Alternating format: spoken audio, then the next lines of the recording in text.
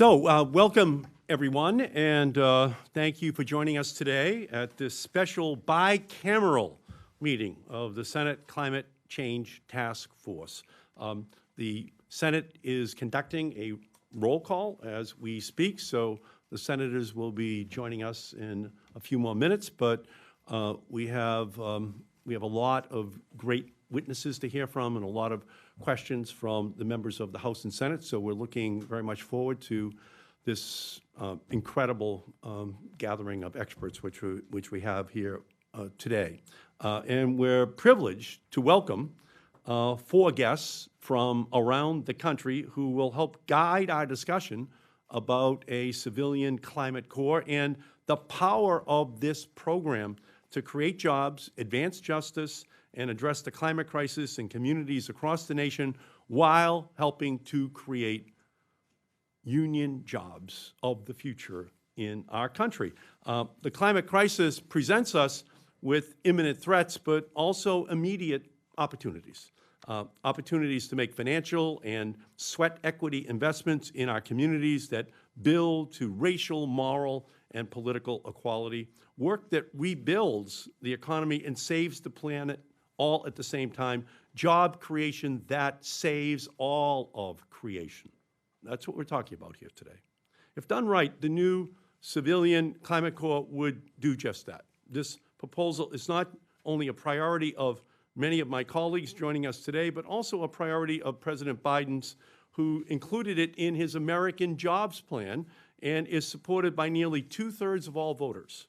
Corps members will set to work protecting communities from sea level rise, weatherizing low-income housing, installing solar panels and other clean energy infrastructure, restoring habitat and stabilizing shorelines, and rebuilding after climate disasters. In the negotiations on infrastructure and budget reconciliation happening right now in Congress, this message needs to be heard. Our climate cannot wait. Our young people cannot wait. And the Civilian Climate Corps cannot wait. We absolutely need a CCC in these ongoing negotiations. In April, I introduced the Civilian Climate Corps for Jobs and Justice Act with my great friend, Congresswoman Alexandria Ocasio-Cortez, who has joined us today. Our legislation would establish a Civilian Climate Corps program within AmeriCorps, supercharging our already successful national service programs and employing a diverse group of 1.5 million American Corps members who would receive education and job training in coordination with local institutions to usher them into good union jobs. But ours is by no means the only vision of a Civilian Climate Corps. We have other members of the House and Senate who are joining us today who will also be talking about their vision of how we should be moving forward, but moving forward this year in order to create that Civilian Climate Corps. And we're looking forward to hearing from those members of the Senate and House today, because this moment provides us the opportunity to make a Corps a reality.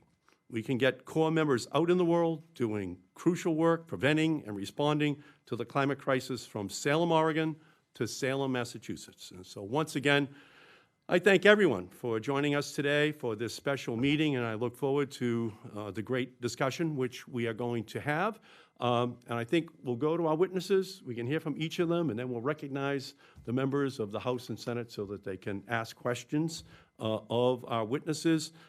They're going to each discuss the economic case for a Civilian Conservation Corps, the transformational community and career training benefits of Corps-style programs, and the way that investing in Civilian Climate Corps can protect and promote interest in our rural communities and public lands. So our first guest is Mark Paul, who is the Assistant Professor of Economics at the New College of Florida. He's a fellow at the Roosevelt Institute and a fellow on the Berggruen Institute of the University of Southern California. He has been researching the causes of inequality in our society throughout his career. We're looking forward to hearing your very important views on this issue. So welcome, sir. Thank you, Senator and members of Congress, for having me here today. And we would ask each of you, if you could, to keep your remarks just to 4 minutes so that then there would be a time for a robust discussion with the members of the House and Senate. So again, welcome. Excellent. Thank you, Congressman. So my research is on the economic and distributional impacts of decarbonization pathways. As an economist, I hope to provide some perspective on the economic, climate, and social benefits of creating a new civilian climate corps. Right now, the nation is facing multiple interconnected crises: a climate crisis that is already destabilizing our environment, an inequality crisis driven in part by long and persistent sustained high levels of unemployment and underemployment that's fueling poverty and threatening the very social fabric of our nation, and most recently, a global pandemic. While the economy is beginning to heal from the recession, we are still down 10.7 million jobs from where we should be. Youth unemployment remains in the double digits, and Black unemployment is above 9%. Further, the structural problems of the climate crisis and inequality are only continuing to intensify. I come here today to discuss the role the CCC could play in combating these challenges. The idea is not a new one, but originated with President Roosevelt's original CCC passed in 1933 at the height of the Great Depression and Dust Bowl. The goal then was to provide meaningful and remunerative employment while working to, quote, conserve our natural resources. Within 2 months, the program employed 250,000 youth, within just 2 months. Over the course of the program's existence, it employed over 3 million corps members who engaged in work such as planting over 2 billion trees, assisting in the construction of 800 new state parks, and building over 10,000 miles of hiking trails, amongst many others. Today, we're still benefiting from these investments. In fact, I was hiking on CCC trails just last week. Today, there's a substantial economic and environmental need for a new CCC. Specifically, a new program would stimulate the economy, generate dignified work and long-term career opportunities for union jobs, and provide vital labor to engage in essential mitigation and adaptation work. There is no shortage of work to be done. An estimated 15 to 20 million new jobs will need to be created to address decarbonization needs in the next decade alone. Creating these jobs and fast is necessary to limit global warming to 1.5 to 2°C. Failure would mean unprecedented economic and human disaster. This is precisely why Treasury Secretary Janet Yellen calls the climate change the biggest emerging risk to the U.S. financial system. These dangerous outcomes can be averted if green investment is undertaken at adequate scale and speed. Green investments are actually some of the most potent policies that Congress can be considering.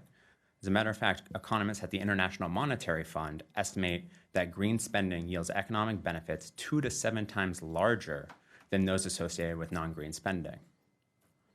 A new CCC has the potential to create millions of new well-paying jobs across the U.S.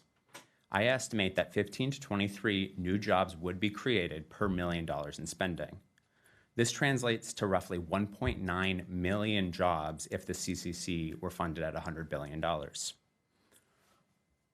The employment opportunities are essential to improve the long-term economic health and well-being of unemployed and underemployed workers, and is critical if they are to avoid the long-lasting scarring associated with bouts of unemployment, which especially affects youth that are graduating into weak labor markets. The economic benefits of the CCC would reach far beyond program participants. The economy actually never recovered from the great financial crisis of 2008. As a result, we have an economy today that lost an estimated $8.2 trillion from 2010 to 2019. This amounts to $32,000 in lost income for hardworking American individuals.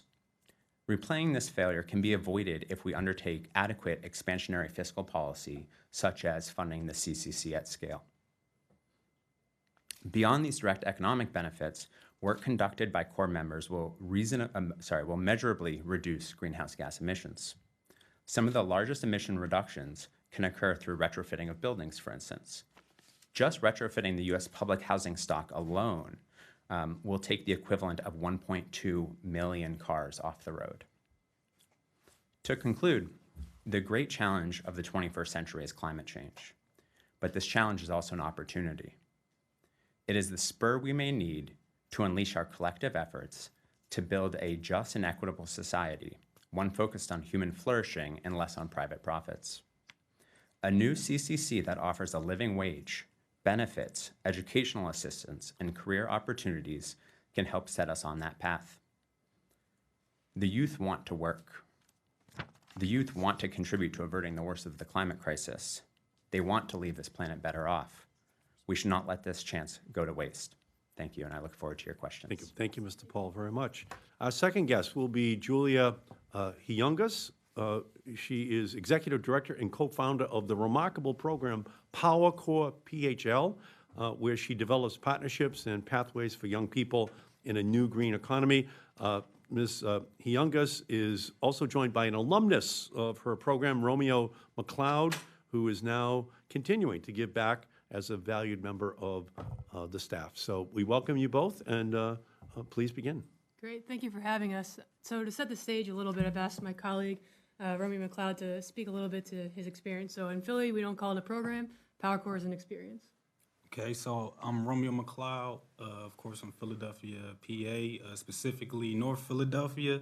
I'm now a crew leader at Power Core PHL. At 25 years old, after dropping out of college, I had worked over 10 jobs, almost anywhere to make ends meet. I felt I needed a change. I knew that hopping from job to job wasn't what I wanted to do for the rest of my life. I also knew it wasn't for me. I joined Power Core in 2018 in cohort 11. Really just looking for another chance in the professional workforce realm. I entered a program with no idea of what to expect or what Power Core was. I began really just looking for an opportunity to work in the city at the Philadelphia Water Department. What I ended up gaining was resources and a support and culture that helped cultivate me into a consummate professional with trainings, leadership skills, learning my leadership skills, on-the-job experience, with a team of different people, different ages. I also learned the hard physical labor skills along with the soft skills needed to be in addition to any professional atmosphere. And I grew a different care for my community personally.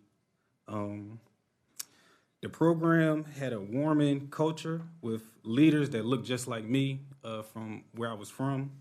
By the end of the cohort 11, I was nominated to be an ACL, which is an assistant crew leader at Power Core.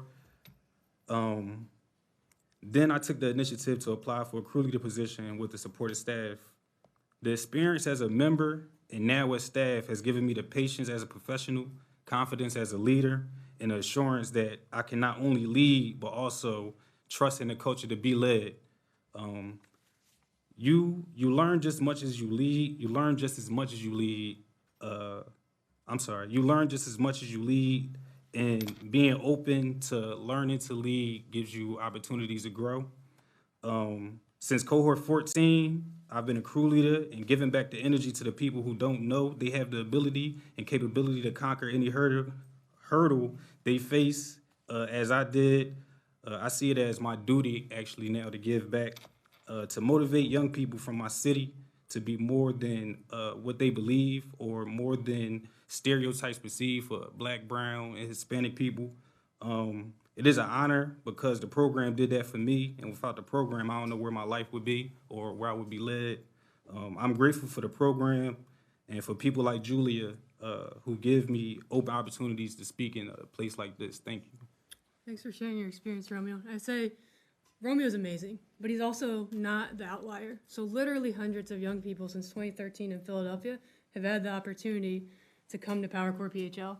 They came to us at a moment of uncertainty, and they used a core experience to springboard themselves into a career, into a future that they wanted for themselves. And so in Philly in 2013, we were still coming out of the recession. We had hard times. We were the poorest big city in the nation. And our mayor at the time made a key decision to address 3 pressing issues all together. So we wove together workforce development approaches, we wove through gun violence prevention approaches, and climate resilience approaches to amplify the impact, right? We needed to maximize every dollar that we spent as a public entity. But we didn't just make impact across those areas. We also were able to strengthen unions and local small businesses by supplying them with talent that looked like the community that they were operating in, and for positions that had been going unfilled. We also were able to set a structure and a guiding mission for interdepartmental and private-public partnerships and collaboration that yielded a water commissioner and the head of probation who had never met before in the same room, resulted in Power Corps PHL being a pre-apprenticeship to a water utility apprenticeship that sources 70% of its apprentices from Power Corps PHL, leads to full-time civil service and unionized positions with opportunity for growth. And shout out to DC 33 for their support in that. Now, I'd just say, as everyone already knows at this table, in 2021, the country is coming out of a recession, coming out of hard times. And I said that we're here to offer an example that in order to make impact across issues, across communities, a climate core infused with equity, workforce development, and building on the existing foundations that we already have in our communities is the way to get it done. So thank you for having us here. Beautiful, thank you. Thank you for your great work. And our final witness is Tyson Bertone Riggs, who represents the Coalition of Rural Voices for Conservation Coalition. Senator Wyden, he's from One of Oregon. ours. Would you like to introduce him, Senator Wyden? I'll be very brief, Mr. Chairman, and our co-chairs and my partner here on the Civilian Conservation Corps. Your testimony is particularly important because what we are looking at, and some of you have seen it with respect to fires, and it's behind the Congressman's bill with me, is we are looking at something in the West we've never seen before. The prospect of giant fires, multiple fires, all at the same time. And that's what our Oregonians going to be talking about. And we've never seen that. You know, what happens for our friends in the East is normally Oregon will help Idaho, and Idaho will help Nevada, and we all kind of work it through. This year, as we're going to hear from our very thoughtful witness, it's going to be completely different. We could have simultaneously all of these big fires, and we're trying to get the Forest Service to take some additional steps, and you're going to enjoy them. Thank you, Mr. Chairman. Thank you. And your co-chair. Mr. Bertone Riggs, please. Great, thank you. Thank you very much. Yes, ladies and gentlemen of the task force, thanks for the opportunity to speak to you today. My name is Tyson Bertone Riggs. I'm the Coalition Director for the Rural Voices for Conservation Coalition. RVCC is a coalition of rural, community-based nonprofits whose mission is to develop an engaged and diverse network of community leaders, researchers, and restoration practitioners committed to finding and promoting solutions through collaborative, place-based work that recognizes the inextricable link between the long-term health of the land and the well-being of rural communities. I'm honored to appear before the task force today to share my perspective on public lands, conservation, and the value of a significant investment in a 21st century civilian conservation corps. So let me start by providing a little bit of context. Today, we face an unprecedented combination of challenges to our public lands, to the rural communities adjacent to our public lands, and to the country as a whole. Rural communities face disproportionate economic hardship. They have yet to recover from the economic unemployment levels found prior to the 2008 recession, and poverty remains an all too common problem. According to the U.S. Census Bureau, in 2019, the median household income outside of metropolitan statistical areas was $52,000. That's nearly $20,000 less than in urban areas. The strength of rural economies is linked with the condition of the surrounding lands. But today, America's public lands face an unprecedented threat. These include the rising risk of severe wildfire in the West, insect and disease epidemics, loss of species habitat, and decaying recreation infrastructure.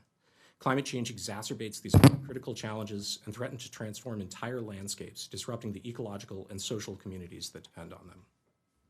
In my limited time today, I'll focus mostly on wildfire. Forest Service estimates that there are over 80 million acres of public land under their management in need of restoration. That's an area larger than the state of New Mexico. While the problem is due to a mix of past land use, fire suppression, and government opposition to indigenous burning practices, as the climate warms, this threat will only increase. The increase in the extent and severity of fire is supported not only by researchers and scientists, but also by the lived experience of our communities. I myself live in Oregon and had friends and family directly impacted by the wildfires of last year. They put over an estimated 500,000 of residents of Oregon, or about 10% of the state, in a potential evacuation zone. And this included suburbs of the city of Portland, our largest city. So let me put this in sharp terms. What we're seeing today is the phenomena of climate change refugees. This is a problem for now. It's not a problem for the future.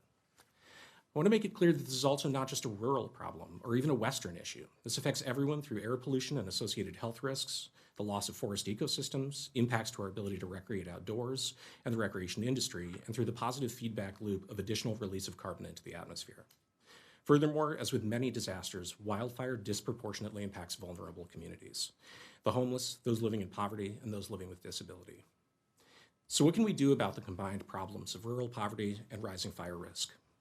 The topic is complicated and the details do matter, but we know that we can reduce fire risk through community planning, home hardening, and fuels reduction treatments, including mechanical thinning and, critically, the use of prescribed and managed and cultural burning. We know that resilient forests are part of the solution to climate change, helping to store carbon while providing important resources to both human and natural communities. And we know that investments in public lands restoration can help create jobs in all communities, but rural communities in particular. What is required is a sea change in our approach to the problem. We will need to see three things. One, massive investment in existing programs used to address these risks. Two, development of a workforce pipeline, including entry-level jobs and advanced positions. And three, longer-term reform for how land management agencies practice. Creation of a Climate Corps and passage of the 21st Century Conservation Corps Act would address two of these critical points and would show immediate results in fire risk reduction and job creation. Climate Corps would create a job pipeline to bring new workers into the field of conservation and fire risk reduction, providing a boost to the needed workforce to address these pressing issues while also creating jobs in rural communities. The 21st Century Conservation Corps Act will also make critical and immediate investments in existing conservation and land management programs and will help to put a down payment on an estimated annual $2 billion of needed restoration work over the next 10 years. Additional funding from the Act will help create more of the mid-career jobs needed to tackle the complex problem of getting good fire back on the ground and continuing to plan and implement science-driven public lands restoration and adaptive management. The Act also supports the use of stewardship end result contracting, which can help produce long-term living wage jobs. Stewardship contracting allows for best value contracting, not just the lowest bid. And that's particularly important as so many of these forestry jobs are not currently union-based jobs. In closing, the 21st Century Conservation Corps Act is vital to reducing the risk of wildfire and creating the necessary workforce needed. The 21st Century Conservation Corps Act is vital to help reducing the risk of wildfire by creating the necessary workforce and making the investments needed at this time. Thank you. Thank you. Thank you so much, Mr. Bertone-Riggs. Thank you all so much for your great testimony. So let me just begin by asking a couple of questions. Maybe to you, Romeo, or to anyone else who wants to answer this. We're at the dawn of a new era where we have a climate crisis, but we can solve it by having a creation of millions of new jobs, union jobs in our country. So can you talk a little bit, Romeo, or anyone else who would like to address this question about how we can turn jobs into careers, how people can get the right kind of training so that they can enter into a union and then for the rest of their careers be working in these incredibly important areas of conservation, resilience, wind, solar, energy efficiency. So can you talk a little bit about that and what your hopes would be, Romeo, for this program and how it could help to transform people's lives? For me, it would be opening up resources, like you said, due to the fact that, people do need jobs. From my experience within a program like this, as many people that doesn't have the skills or know what skills it takes to gain that job or to keep that job or career. So offering programs like Power Corps or AmeriCorps programs, or even places in which you can gain training on soft skills and hard skills to maintain a career and a steady job.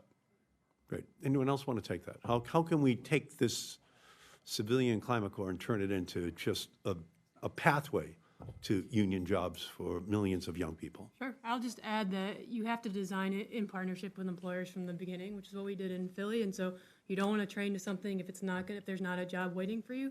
We looked at the regional economy. There was 2,000 vacancies in our water utility. We worked with them to fill them. And so it's the same thing with working with private sector companies and saying, where are your pain points? There are emerging industry jobs in clean energy and green infrastructure that don't have people that are trained on that. Corps are uniquely positioned to talk to those employers, design the training, fill the talent. Beautiful. Anybody else? So right now we have over 10 million workers that have been sidelined for our economy, not due to any fault of their own, but because we have an economy that's not producing sufficient jobs. Spending on a program like the CCC at sufficient scale can not only create jobs, but also creates additional money throughout the economy that then creates even more jobs. We call these, from an economic perspective, indirect and induced jobs. So every job we create through the CCC, we're going to create roughly 0.4 jobs outside of the program. And the more that we can ensure that these are good quality jobs, the better we are able to ensure that we actually have a reasonable floor in the labor market. Right now, we have 53 million Americans that are earning poverty wages or near poverty wages. I think it's crucial that we make sure these are well-paying, good jobs to demonstrate that people in the renewable sector can have a pathway to long-term careers. Finally, 2 out of the 3 fastest growing sectors of employment are actually in green and renewable energy already. The problem is they're growing far too slow to actually address our climate needs. So this is a way where we can actually supercharge both job creation and climate mitigation and adaptation. Thank you. I appreciate it. And again, the message is the Civilian Climate Corps is meant to engage in massive union job creation to save all of creation. And we know that the need is there. And we know that if we pass the legislation, we will get the result that we're looking for. Let me turn and recognize Congresswoman Ocasio-Cortez for a round of questions. Wonderful. Thank you so much, Senator Markey. And I'm so thankful for all of our colleagues that are here today because it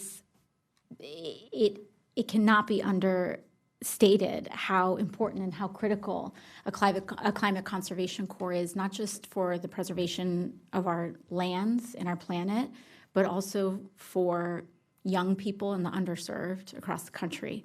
I'll move on. So I think what's important is that sometimes when folks say, oh, this is too ambitious, or this is too big, and it's too unreasonable, that we reiterate that this world that we're fighting for has already been here. It has already visited us. We've already created it in the past. Under Roosevelt era and New Deal era, under the New Deal era Civilian Climate Corps, the FDR era program employed over 2 million Americans in less than 10 years. 250,000 young men were mobilized 3 months after it was created. And that was just men. It just employed men at that time. Now, the US population is much larger and much more inclusive in terms of our workforce, which means the power that we have to mobilize young people at dignified wages and benefits for a job and to create a pipeline to a unionized workforce for the mitigation of climate is huge. Mr. Paul, I wanted to talk a little bit about externalities, right? Climate change is arguably the biggest externality in human history. And I want to talk a little bit about why, it's important that we have private sector jobs in renewable energy and creation, but land restoration is addressing an externality. And I'm wondering how you see the millions of jobs created in a climate conservation corps and the scale that you think is going to be necessary in order to address some of the externalities that will not be addressed in private sector employment. Yeah. Thank you for that question, Congresswoman. So first of all, from an economics perspective, for far too long, economists have told us that addressing the climate crisis was too costly. It needed to wait.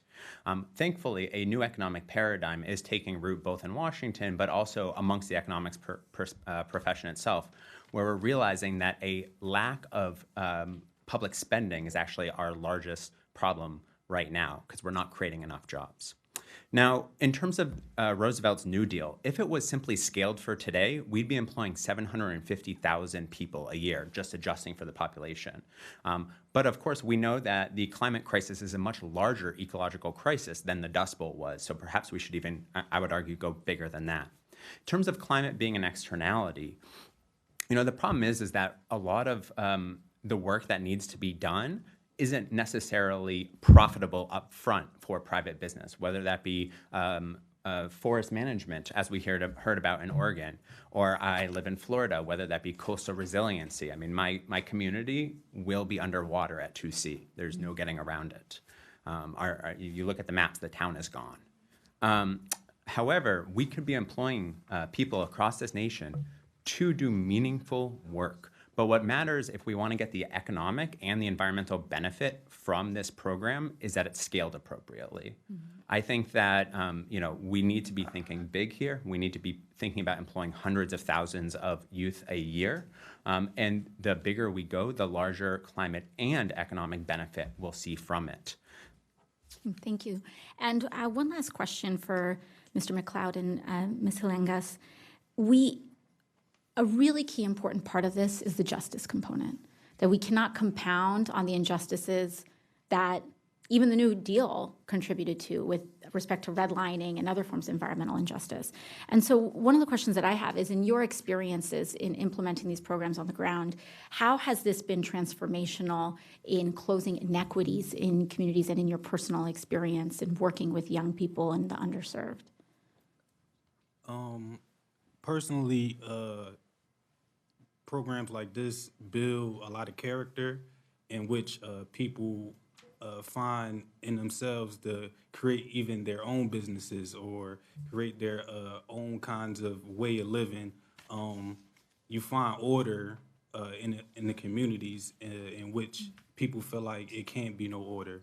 And programs like Power Corps just gives you a rubric on how to be a professional, not only in business, but how to be a great person as well. So taking those keys along inside or outside the workplace, it builds the community to grow to a higher point.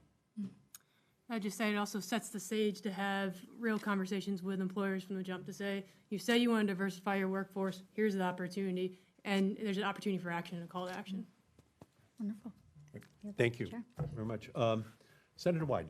Thank you, Mr. Chairman. I'm going to have a question for my Oregonian, Mr. Bertone Riggs. And, I think what you and your colleagues have laid out is you aren't going to fix big problems with small ball solutions. And I think what you did is convey a bit of the urgency that we are seeing in Oregon. My constituent, I think you described your home being in an evacuation area. Not my personal home. Right. Yes. Yeah. And I was in Medford, Oregon a few days ago. It was actually the last day in the spring. And they set an all-time 100-year history for heat.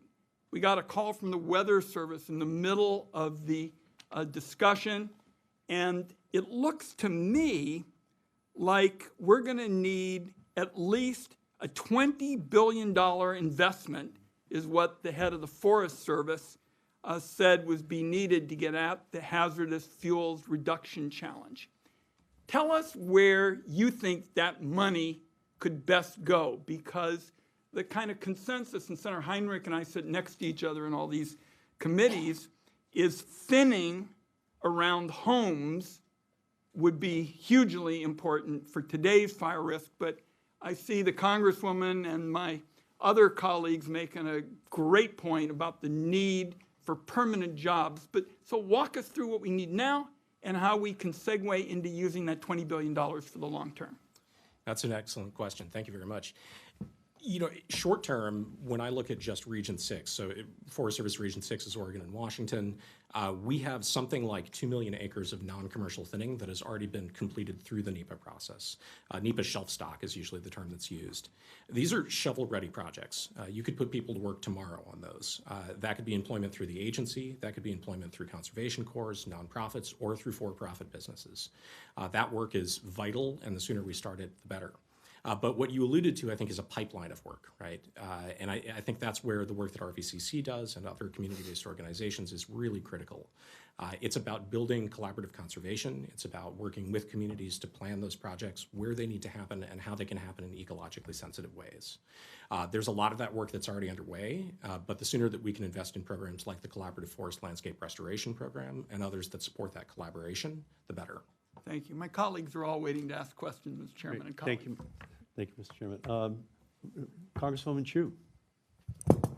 Well, thank you so much, Senator Markey, for organizing this bicameral climate task force meeting on the Climate Corps. and for all my colleagues for being here. It is so great and encouraging to see this much interest in establishing a climate corps, which our country, I think, badly needs. And in fact, Senator Cortez Masto and I are sponsoring the National Climate Service Corps and Careers Network Act, which is another version of having this kind of climate corps. And I just wanted to echo what you were saying, Senator Markey, about the necessity for us having jobs come out of this job training. We want to make sure that there are job openings and also apprenticeships. So that's why our legislation proposes to create the Climate Careers Network, through which AmeriCorps could collaborate with federal agencies, partner with local businesses and organizations, and maintain a database of opportunities so that employers and participants can be easily connected across the country. So for any of the guests, if you could talk about what you think about this and the importance of proactively connecting participants with job and apprenticeship opportunities. And while I'm asking, let me also ask about something else which is in my bill, which is having a stipend equivalent to at least $15 an hour. Currently, many Corps members are compensated at far below the minimum wage, and in fact, our Civilian Conservation Corps, it amounts to about $11 an hour. So I wonder what you think about having a living wage in our Climate Corps. So both on the network and the living wage. Sure, I'll start, and then my colleagues can go. So one, I think everything you do at Power Corps PHL is paid, and I think part of the reason why Romeo and others can do that work and to do the training is because they can meet their needs with their families and pay their bills. And so yes, increases to the living wage, the cost of living is going up. We're actually lucky in Philly that it's relatively low, but other parts of the country it's much higher. I think what that comes with, though, is to what you guys are all saying is you have to fund it. 40% of our budget is just wages to our young people. That's 40%. That's a huge amount of fundraising we have to do. So increasing the wage, Romeo and I are both AmeriCorps alumni. We use AmeriCorps as the service for the strategy for how we work, but really funding an increase in what the agency can grant out, the living allowances that they're allowed to grant out, increasing the education awards so that people can get their associates and college degrees afterwards, and really just paying people for their time, right? So the investment that you make now in those young people and the work they do, you know what the results are. You're going to combat climate change. You're going to get a bunch of deferred maintenance done that can't get done right now. You're going to employ people who then add to the tax base and get that back in revenue. And then in the long term, you're setting folks up to really be able to take care of their communities themselves and be more self-sufficient. So I echo all of that. Great. Thank you for this question. So in terms of pipelines, I think pipelines are crucial. We need to connect participants of the CCC, for instance, to future career opportunities. However, we also know that pipelines have limits. The best way to create jobs is to spend and to spend big. So for instance, by doing complementary legislation that invests in our climate more broadly, it'll ensure that there are additional jobs for Corps members to then take when they finish their 1, 2, 3 years of service. So pipelines are necessary, but we need to ensure that we're providing the proper support for those. In terms of paying workers $15 an hour, I don't think the government or any business for that matter should pay anybody a poverty wage. I think that is essential that we set 15 as an absolute floor. From an economics perspective, the biggest determinant of what you're going to earn in your next job is what you earn in your current job. If we start people off at $10 an hour, they're going to be locked into cycles of poverty, and that is precisely what we want to avoid. Thank you. Senator Heinrich. There are so many incredible questions I'd like to ask all of you. I'm going to just pick one in light of all the good colleagues that are here today. I'm an AmeriCorps alum as well. I got to do some work that laid the groundwork for the reintroduction of the Mexican wolf in the Southwest. It was a turning point in my life, and I think I've done a lot since then to sort of pay it forward. And I want to get at this nexus of how much we invest now and how we're going to turn these big issues around, like climate change, And I guess I'm going to stick with you, Mr. Bertone-Riggs, because of the forest nexus that we're all struggling with in the West right now as things just burn up. We need to get away from chasing our tails on this stuff to creating a healthy, resilient landscape where carbon is being sequestered in the soil, where carbon is being sequestered in standing timber. And to do that, you can't underinvest. You have to start by really intensive work, thinning and removal. Then you move towards putting good fire back on the landscape, and then creating long-term stewardship, like you talked about. So can you talk about the nexus between the work of a Corps and how we then create a future climate that's actually sustainable? Thank you for the question. I think the work that Corps do is vital for a lot of this kind of fuels reduction work, conservation writ large, stream restoration, recreation maintenance as well. But I think there is an element of a pipeline of work needed for this as well. A lot of the programs that fund this kind of restoration work, they may route through contractors or through other kinds of nonprofits. At least that's the model at the moment. But I think the Corps can very much feed into providing a pipeline to jobs for that kind of work. Building a bit on what my colleague recently said, I think it's also important to recognize that, well, ideally, we can get to a point where this is sustainable both environmentally and economically. At the moment, we should think about this as paying down a risk. It's investment in reducing a risk. This is true for forests, but I think it's also true for climate writ large. And so the more that we can pay now, this is essentially its cost in fire destruction and other forms of impact deferred. They all made 2 points that are really key. One is this issue of paying contractors to come in. We're not paying locals all across the West, all across our national forest to do this work. It's people are chasing these jobs around the country, and so you're not building community. And then you have underinvestment in the core work. I mean, I got paid $660 a month to be an AmeriCorps member. And you had to pay for your room and board. And I had to pay for my room and board. So I went in the hole to do it. That's a recipe for not having the kind of diversity that we all expect today. So thank you all for the work that you're doing, because you're making the point of exactly what we need to be doing. Thank you. And again, our goal is to have 50% of the jobs come from those communities most adversely impacted.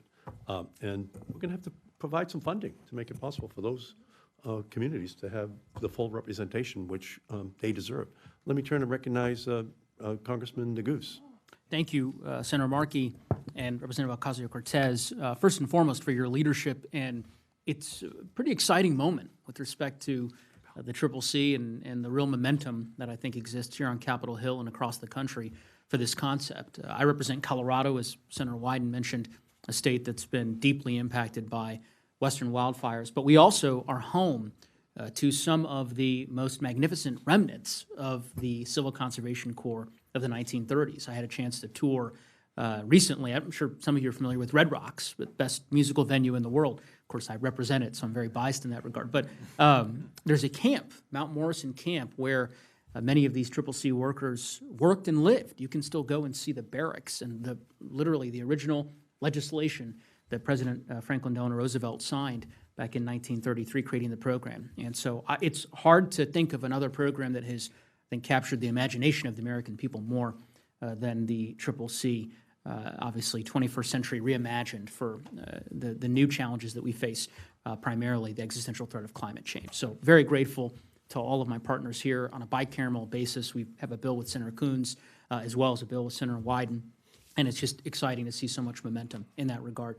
I guess my question would be to you, Mr. Bertone-Riggs, following up on the question that Senator Heinrich posed and the point that Senator Markey astutely made around local participation. I mean, I represent many rural communities, communities that have been devastated by wildfires, and I think there's a premium for us on making sure that local communities benefit from these jobs. And you've mentioned on the contracting piece one example of a way in which we can ensure that that is the case. I don't know if you want to expound a bit further on other ways that we can make sure that rural communities receive the investment that we are speaking of when we talk about the reforestation work and wildlife habitat preservation and public lands, deferred maintenance, and so much else. Yeah, thank you for the opportunity. I did mention stewardship and result contracting. I think that's a critical tool when we see government expenses. It allows for consideration of things like local benefits or potentially even prevailing wage rather than just seeking out the lowest cost. So that's a critical piece. But my organization works with a number of community-based organizations. These are often very place-specific in very small communities. They are exactly the sorts of bodies that can host, whether we want to think of it as a conservation corps or simply nonprofit work. Those are places where we're not just bringing in contractors from somewhere else. It's really a local workforce and local members of the community.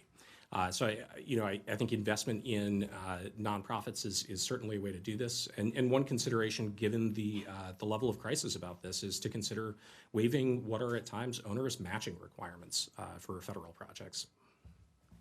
Thank you. Great, thank you. Senator Sanders.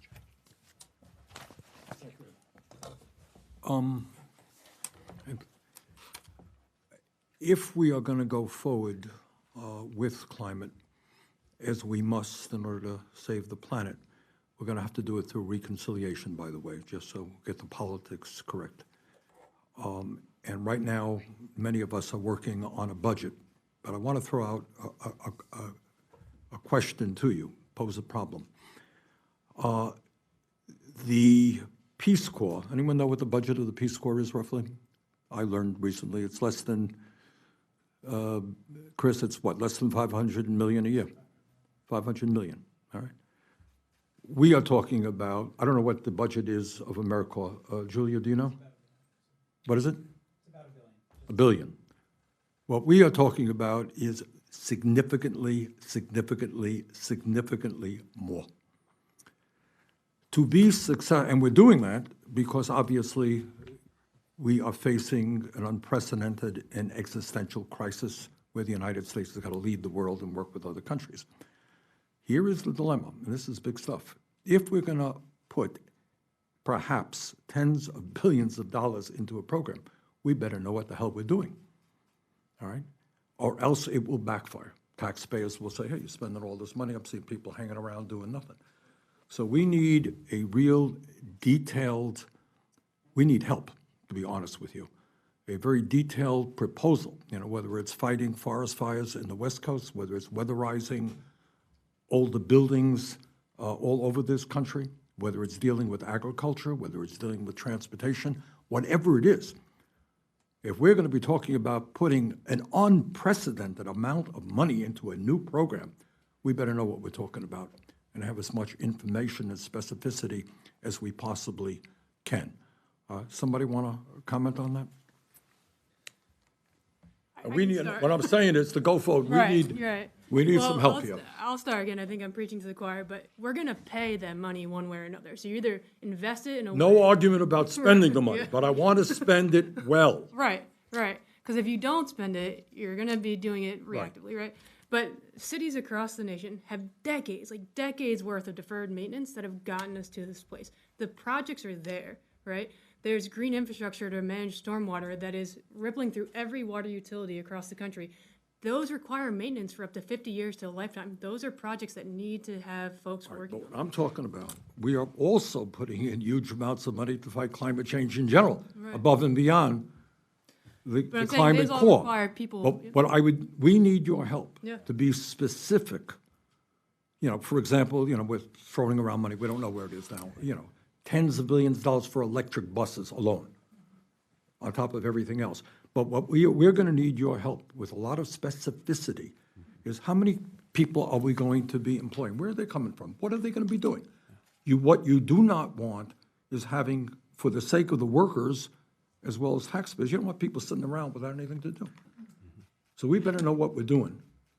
And the money is the least of the problems, but developing an unprecedentedly large program in this critical moment is really what we face. Anyone have any other thoughts on that? So I have a few thoughts on that, Senator. So first of all, there's a massive backlog of deferred maintenance in many of our programs that already exist. So the Forest Service itself has a $13 billion deferred maintenance problem right now. Providing them with workers to address that could simply happen immediately. That's $13 billion in spending. Second, we can look to state programs and just scale immediately. Senator Markey from Massachusetts, my home state, we have a program called Mass Save. It takes money from a carbon tax in the electricity sector and uses it to retrofit homes and businesses. It saves $3 for every homeowner per dollar invested, $4 in savings for every business that the program goes in.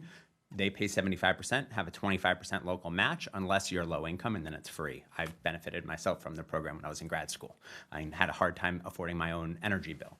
So I think looking at state examples and scaling, and then subsidizing and working with our current federal programs is the immediate place to start. Finally, housing retrofits and school retrofits.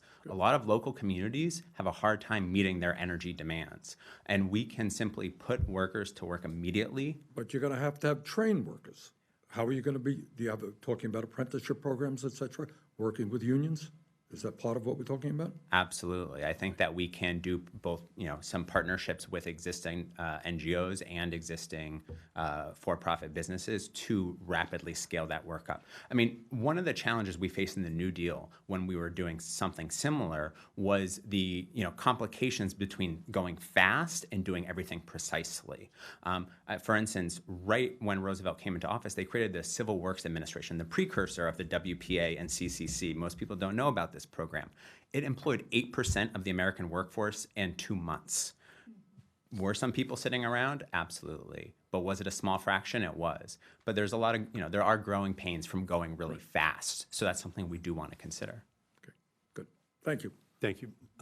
Senator Coons.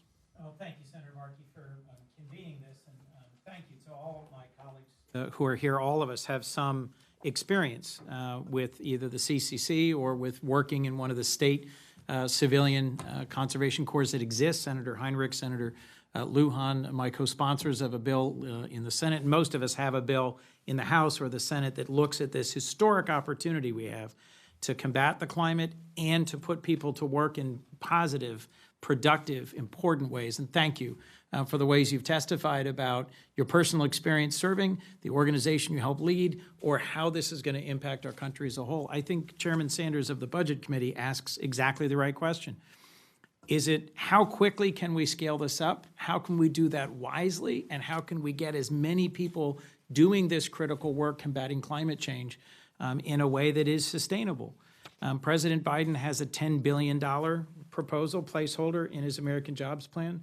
My view, it should be a multiple of that. It should be significantly larger than that. President Biden has nominated Michael Smith to run AmeriCorps, to run the Corporation for National and Community Service, someone who I have great confidence in, who has, I think, very good and relevant experience. Cynthia Hogan's been nominated to be the new board chair. But one of the questions Chairman Sanders is asking is, how do we scale this up in the right way? So first, one of the things I've advocated for, and I think many others have, is making sure that the benefits, the education award, the pay, the healthcare support for AmeriCorps members, or whatever you want to call the folks who would build out a civilian climate corps, I think they should be AmeriCorps members, but I'd welcome your views on that.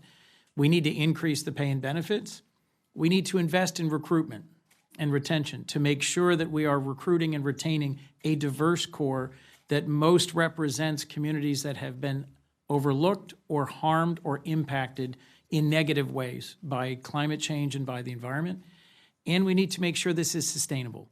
Yes, speed is in direct tension with sustainability in terms of the scale of this. So I'd welcome your thoughts, your input on how important is it to increase the benefits so it's a living wage, the education award, and the training and the recruitment to make sure that we have a diverse, local, and sustainable corps. And how relevant do you think the existing national infrastructure is? Because CNCS already has commissions in all 50 states, state directors and programs in all 50 states. We could build a completely new structure, or we could use that lattice work and build up from it. What would you suggest? I mean, I built a new AmeriCorps program from the ground up, and it was no easy feat. And so, I think you got to build on the infrastructure you already have. You can build complements to that, but you have an agency in AmeriCorps that has 130 corps across the nation that are already doing projects. It's really about increasing their capacity, and our U.S. military has a budget for recruitment. AmeriCorps does not. And so I think really investing in what's that recruiter function that's in the communities, that's getting people. Half of our applications now come from word of mouth from our alumni, but we're within our own community. To do that on a bigger scale, you need to invest in recruitment. And absolutely, you have to increase the living wage. You have to increase the education award.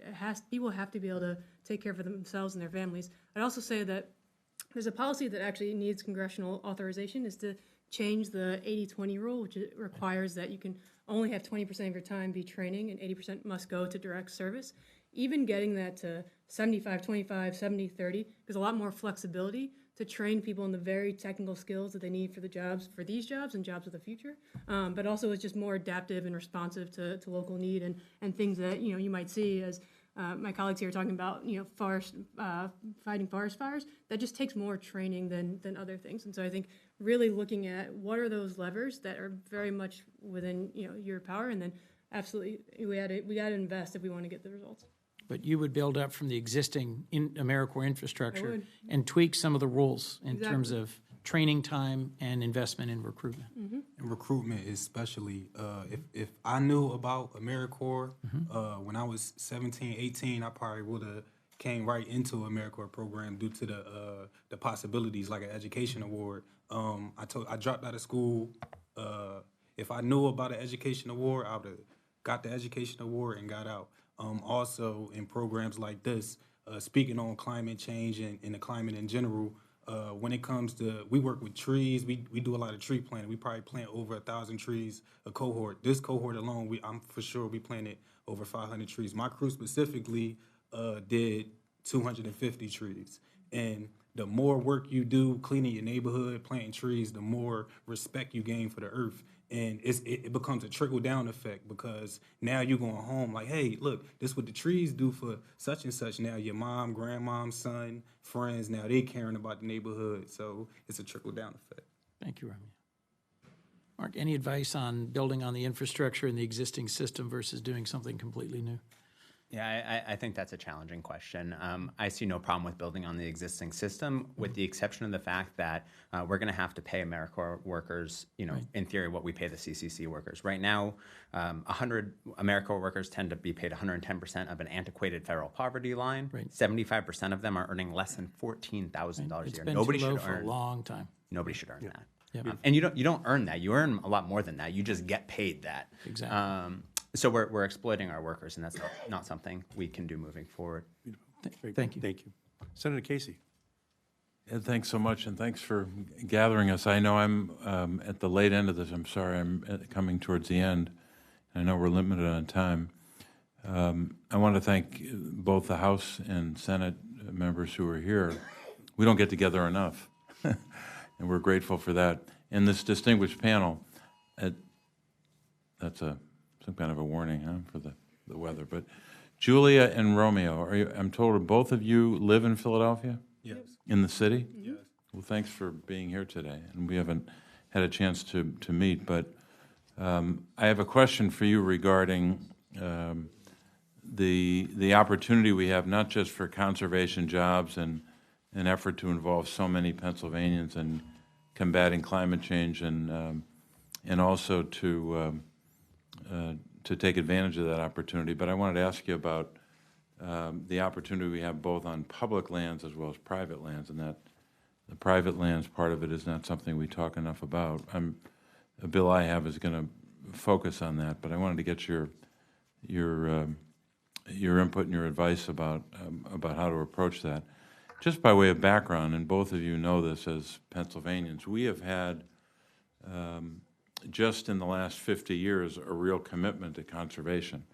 In fact, this year is the 50th anniversary of a state constitutional provision, Article 1, Section 27, about the people having a right to clean air, pure water, preservation of the natural, scenic, historic, and aesthetic values of the environment. It's a beautiful recitation. But the previous 125 years was the opposite. We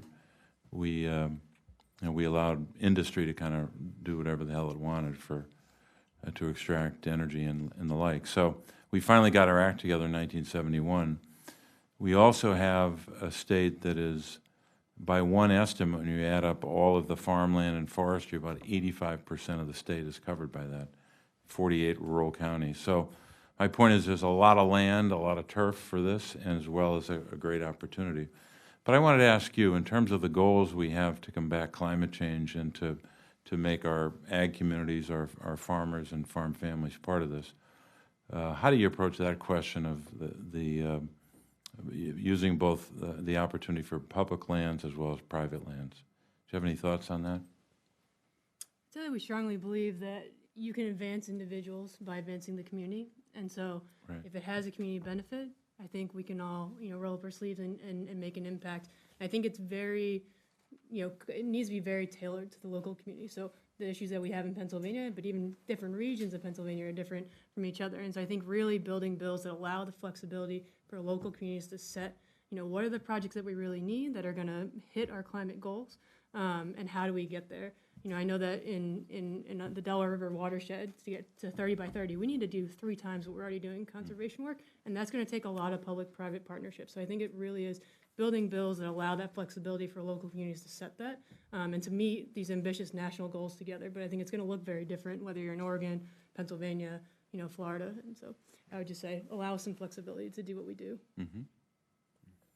Romeo, anything? And I wanted to ask you, is when you talked about that tree planting, where was most of that done? Fairmount Park. great. Park.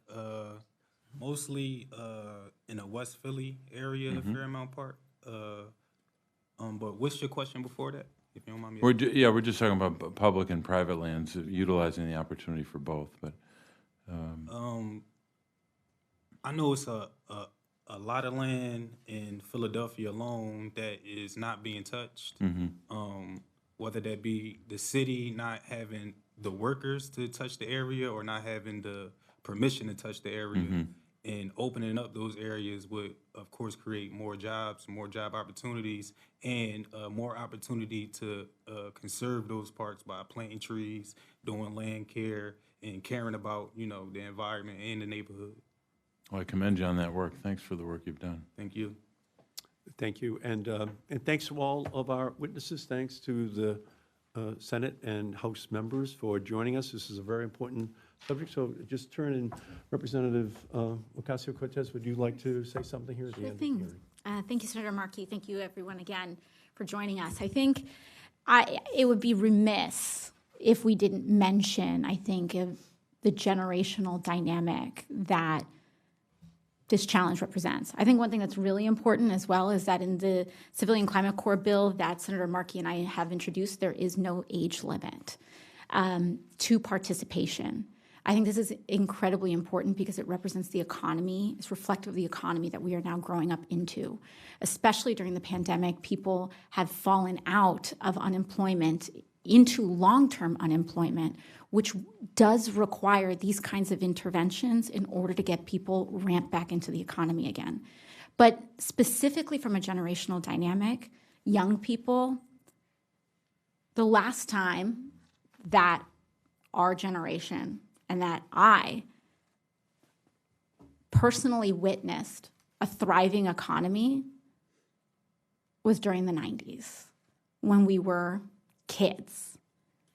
Then the dot-com bust happened, 9/11 happened shortly after that.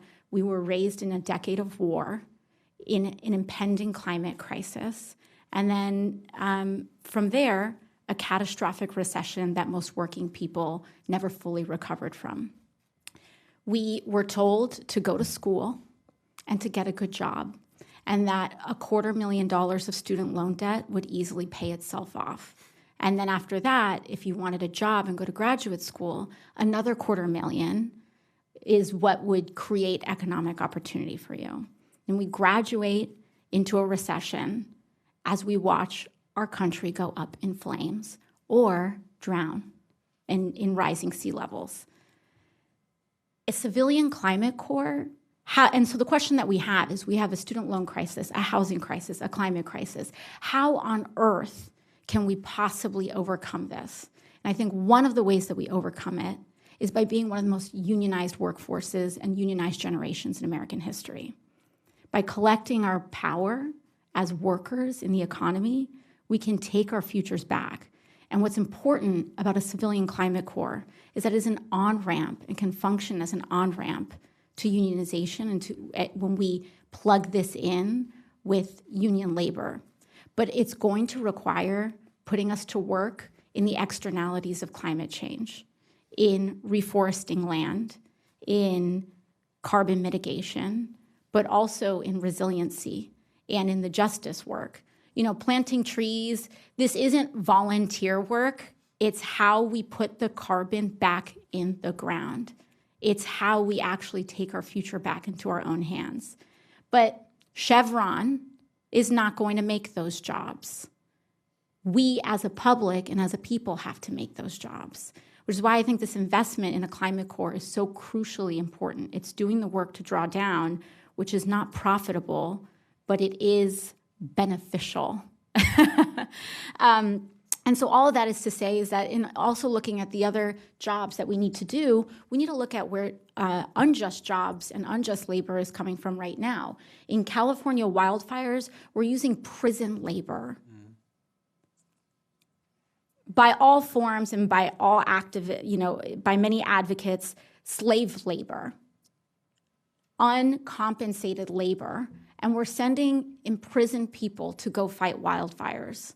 And these people are nobly, while incarcerated by this country, saving the lives of others. But it shouldn't have to be that way. And it's also not enough. It's also not enough. I mean, that labor force was completely exhausted last year as well. So we need to mobilize people to save our own lives. And I think that's really what this is all about. And I sincerely thank the senator for hosting this forum, and I sincerely thank each and every one of you for really leading the work and hopefully making this happen. Thank you. So thank you, Congresswoman Ocasio-Cortez. Thanks to everyone else who was here. So time is of the essence. As Senator Sanders said, there's a reconciliation bill coming, and we have to figure this out. And all the people at this table are going to be a part of this coalition, along with our witnesses, along with labor unions, along with city and state governments who can help us to construct something here that will work as a pathway for ultimately millions of Americans to wind up with good-paying union jobs so that they can take care of their own families as they take care of our country and our planet. So that's really what the Civilian Climate Corps is all about, okay? The Civilian Conservation Corps was President Roosevelt's most favorite program in terms of how the public viewed it, and for good reason. And even that program was completely imperfect in terms of how it treated minorities in our country. We can do a lot better, and we can do it in the near term if we work together to telescope the timeframe so we can draft all of the legislation using all the good ideas to get it into the reconciliation bill so that Bernie and our leadership can get it onto the Senate floor. So thank you all so much for being here, and our work continues. Thank you. Thank you.